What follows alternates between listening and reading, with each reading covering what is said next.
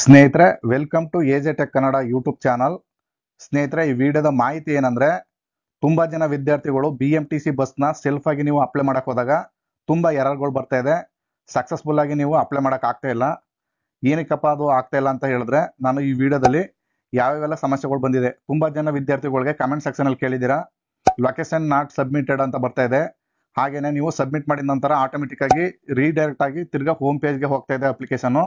ಕೆಲವರಿಗೆ ನಿಮ್ಮ course details ಅಂದ್ರೆ ನಿಮ್ಮ ಕಾಲೇಜಿನಲ್ಲಿ ನೀವು ಓದ್ತಿರ್ತಕ್ಕಂಥ ಕೋರ್ಸ್ ಡೀಟೇಲ್ಸು ಶೋ ಆಗ್ತಾ ಇಲ್ಲ.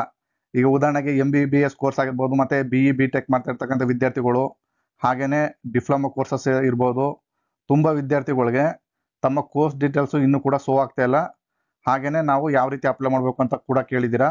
ಮೇಜರ್ ಆಗಿ ತುಂಬಾ ಜನ ವಿದ್ಯಾರ್ಥಿಗಳಿಗೆ ಲೊಕೇಶನ್ ಸಬ್ಮಿಟೆಡ್ ಅದು ನಾಟ್ ಸಕ್ಸಸ್ಫುಲ್ ಅಂತ ಬರ್ತಾ ಇದೆ ಪಾಪಪ್. ಅದಕ್ಕೆ ಯಾವ್ದು ರೀತಿ ಸೊಲ್ಯೂಷನ್ ನೀವು ಕಂಡಿಡ್ಕೋಬೇಕು ಅಂತ ನಾನು ತೋರಿಸ್ಕೊಡ್ತೀನಿ. ಜೊತೆಗೆ ನೀವು ಮೊಬೈಲಲ್ಲಿ ಹಾಕ್ತಾ ಇದ್ರೆ ಹಾಗೇನೆ ಲ್ಯಾಪ್ಟಾಪ್ ಅಲ್ಲಿ ಹಾಕ್ತಾ ಇದ್ರೆ ಎರಡು ಕೂಡ ನೀವು ಸಪ್ರೇಟ್ ಆಗಿ ಬೇರೆ ಬೇರೆ ತರ ಮಾಡ್ಬೇಕಾಗತ್ತೆ. ಇಲ್ಲಿ ನೀವು ಮೊದಲಿಗೆ ಸ್ನೇಹಿತರೆ, ನೀವು ಅಪ್ಲಿಕೇಶನ್ ಹಾಕಕ್ಕಿಂತ ಮೊದಲು ನೀವು ಈ ತರ ಸೇವಾ ಸಿಂಧು ಸರ್ವಿಸ್ ಪ್ಲಸ್ ನ ಲಾಗಿನ್ ಪೇಜ್ಗೆ ಬಂದ ನಂತರ ಈ ತರ ಇಂಟರ್ಫೇಸ್ ಓಪನ್ ಆಗುತ್ತೆ. ಇಲ್ಲಿ ನೀವು ಫಸ್ಟ್ ವೇವ್ ಸ್ಟೇಟಸ್ ಅಪ್ಲಿಕೇಶನ್ ಅಂತ ಕಾಣುತ್ತೆ. ಈ ಆಪ್ಷನ್ ಕ್ಲಿಕ್ ಮಾಡಿದ್ರೆ ನಿಮ್ಗೆ ಇಲ್ಲಿ ಟ್ರ್ಯಾಕ್ ಅಪ್ಲಿಕೇಶನ್ ಸ್ಟೇಟಸ್ ಅಂತ ಹಿಂಗೆ 4 ಆಪ್ಷನ್ಗಳು ಓಪನ್ ಆಗುತ್ತೆ. ಇಲ್ಲಿ ನೀವು ವೇವ್ ಇನ್ಕಂಪ್ಲೀಟ್ ಅಪ್ಲಿಕೇಶನ್ ಅಂತ, ನೀವು ಒಂದ್ ವೇಳೆ ಅಪ್ಲಿಕೇಶನ್ ಹಾಕಿ ಅದು ಸಬ್ಮಿಟ್ ಆಗ್ಲಿಲ್ಲ ಅಂದ್ರೆ ಈ ಕಾಲ ಮೇಲೆ ಕೂತಿರುತ್ತೆ ಅದು ಅಪ್ಲಿಕೇಶನ್. ಅಲ್ಲಿ ನೀವು ಡೈರೆಕ್ಟ್ ಆಗಿ ಎಡಿಟ್ ಮಾಡು ಕೂಡ ಅಪ್ಲೈ ಮಾಡಬಹುದು, ಹಾಗೇನೆ ಡಿಲೀಟ್ ಕೂಡ ಮಾಡಬಹುದು. ನೀವೇನ್ ಮಾಡ್ತಾ ಇದ್ರಿ ತುಂಬಾ ಜನ ಅಂದ್ರೆ ತಿರ್ಗಿ ಎಡಿಟ್ ಆಪ್ಷನ್ಗೆ ಹೋಗಿ ಡೈರೆಕ್ಟ್ ಆಗಿ ಅಪ್ಲೈ ಮಾಡಕ್ ಹೋಗ್ತಾ ಇದಾರೆ, ಮತ್ತೆ ಅದು ಎರರ್ ಬರ್ತಾ ಇದೆ.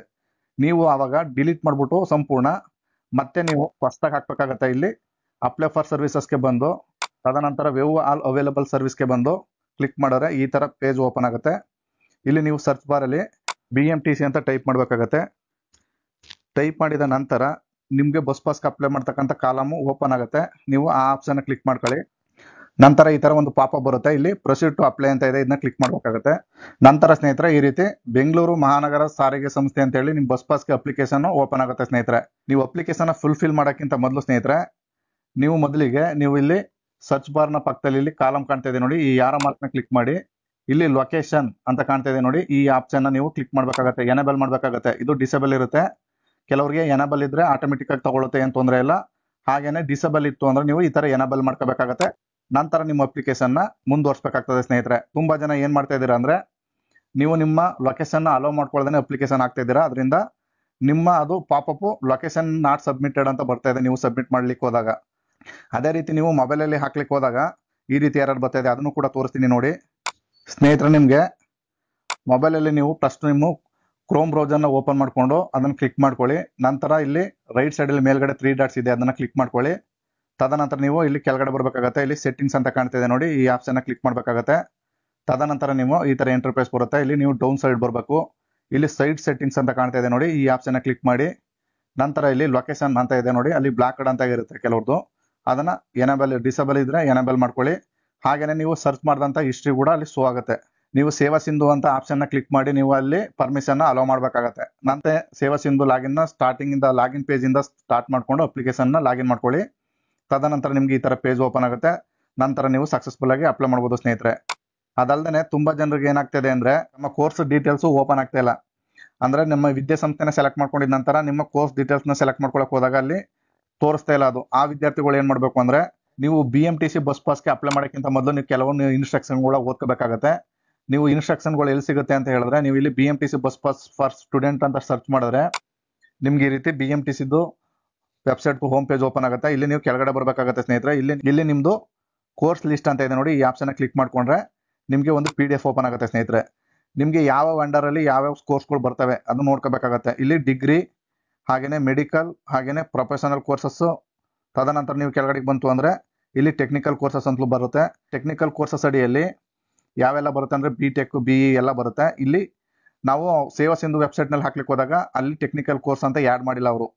ಈ ಆಪ್ಷನ್ ಬಿಟ್ಟ ನಂತರ ನೀವು ಅರ್ಜಿನ ಹಾಕಬಹುದು. ಇನ್ನು ಕೂಡ ಸೇವಾ ಸಿಂಧು ವೆಬ್ಸೈಟ್ ನಲ್ಲಿ ಅಪ್ಡೇಟ್ ಮಾಡಿಲ್ಲ. ಅದೇ ರೀತಿ ಮೆಡಿಕಲ್ಗೂ ಕೂಡ ಅಪ್ಡೇಟ್ ಮಾಡಿಲ್ಲ. ಸ್ನೇಹಿತರೆ, ವಿದ್ಯಾರ್ಥಿಗಳ ವರ್ಗ ಅಂತ ಬರುತ್ತೆ. ಇಲ್ಲಿ ಸೆಲೆಕ್ಟ್ ಆಪ್ಷನ್ ಕ್ಲಿಕ್ ಮಾಡಿದ್ರೆ ನಿಮ್ಗೆ ಈ ಬಸ್ ಪಾಸ್ಗೆ ಎನೇಬಲ್ ಇರ್ತಕ್ಕಂಥ ಕೋರ್ಸ್ಗಳ ಡೀಟೇಲ್ಸ್ ಇಲ್ಲಿ ಓಪನ್ ಆಗುತ್ತೆ. ಇಲ್ಲಿ ಮೆಡಿಕಲ್ ಹಾಗೇನೆ ನಿಮ್ದು ಟೆಕ್ನಿಕಲ್ ಕೋರ್ಸಸ್ ಆಪ್ಷನ್ಗಳು ಇಲ್ಲಿ ಶೋ ಆಗ್ತಾ ಇಲ್ಲ. ಅದರಿಂದ ನೀವು MBBS ಮತ್ತೆ BE BTech ವಿದ್ಯಾರ್ಥಿಗಳು ಸ್ವಲ್ಪ ದಿವಸ ವೇಟ್ ಮಾಡಬೇಕಾಗತ್ತೆ. ಇಲ್ಲಿ ಅಪ್ಡೇಟ್ ಮಾಡಿದ ನಂತರ ನೀವು ಅಪ್ಲೈ ಮಾಡಬಹುದು. ಸ್ನೇಹಿತರೆ, ತದನಂತರ ನೀವು ಒಂದ್ ವೇಳೆ ಇಲ್ಲಿ ಡಿಗ್ರಿ ಸ್ಟೂಡೆಂಟ್ ಆಗಿದ್ರೆ ಕೆಲವ್ರಿಗೆ UCMSC ID ಅಪ್ಡೇಟ್ ಆಗ್ತಾ ಇಲ್ಲ. ಯಾವ ಕಾರಣಕ್ಕೆ ಅಂದ್ರೆ ನಿಮ್ಮ ಕಾಲೇಜಿಂದ BMTC ಬಸ್ ಪಾಸ್ ವೆಬ್ಸೈಟ್ಗೆ ನಿಮ್ಮ ಐಡಿಗಳನ್ನ ಅವರು ಅಪ್ಡೇಟ್ ಮಾಡಿಲ್ಲ. ಆ ಕಾರಣದಿಂದಾಗ್ಲಿ ಕೆಲವ್ರಿಗೆ ನೋ ರಿಜಿಸ್ಟರ್ ನಂಬರ್ ಅಂತ ಹೇಳಿ ತೋರಿಸ್ತಾ ಇದೆ.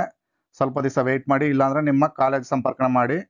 ಅದಲ್ದೇ ಸ್ನೇಹಿತರೆ, ಮತ್ತೆ ಇನ್ನೂ ಒಂದು ಸಮಸ್ಯೆ ಇದೆ. ಏನಂತ ಹೇಳಿದ್ರೆ, ತುಂಬಾ ಜನ ವಿದ್ಯಾರ್ಥಿಗಳು ಮಿಸ್ ಎಂಟ್ರಿ ಮಾಡಿದ್ದು, ಅಂದ್ರೆ ನೀವು ಹೋಗ್ತಕ್ಕಂಥ ರೂಟ್ ಆಗಿರ್ಬೋದು, ಹಾಗೇನೆ ನಿಮ್ಮ ಕಾಲೇಜ್ ಅಡ್ರೆಸ್ ಆಗಿರ್ಬೋದು, ಹಾಗೇನೆ ನಿಮ್ಮ ಹೆಸರಾಗಿರ್ಬೋದು, ಈ ತರ ವ್ಯತ್ಯಾಸಗಳಾಗಿ ನೀವು ಎಂಟ್ರಿ ಮಾಡಿದ ನಂತರ ಸಬ್ಮಿಟ್ ಮಾಡಿರ್ತೀರಾ.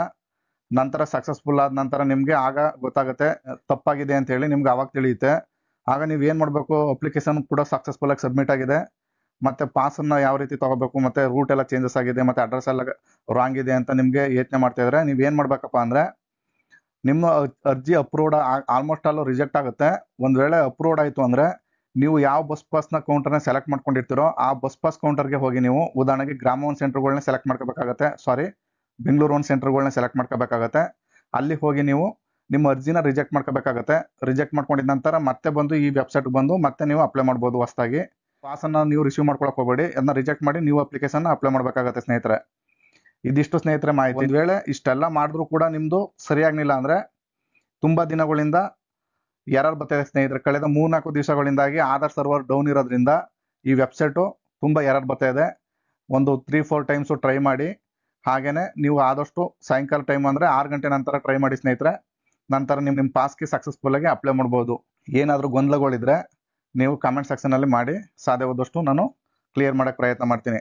ಇದಿಷ್ಟು ಸ್ನೇಹಿತರ ಮಾಹಿತಿ. ಈ ಮಾಹಿತಿ ನಿಮ್ಗೆ ಇಷ್ಟವಾಗಿದ್ರೆ ದಯವಿಟ್ಟು ನಮ್ಮ ಚಾನಲ್ನ ಸಬ್ಸ್ಕ್ರೈಬ್ ಮಾಡ್ಕೊಳ್ಳಿ. ಇದೇ ತರಹದ ಇನ್ಫಾರ್ಮೇಟಿವ್ ವಿಡಿಯೋಗಳನ್ನ ಮಾಡ್ತಾ ಇರ್ತೀನಿ. ಇಲ್ಲಿ ತನಕ ವಿಡಿಯೋ ನೋಡೋಕ್ಕೆ ಎಲ್ಲರಿಗೂ ಧನ್ಯವಾದಗಳು. ನಮಸ್ಕಾರ ಸ್ನೇಹಿತರೆ.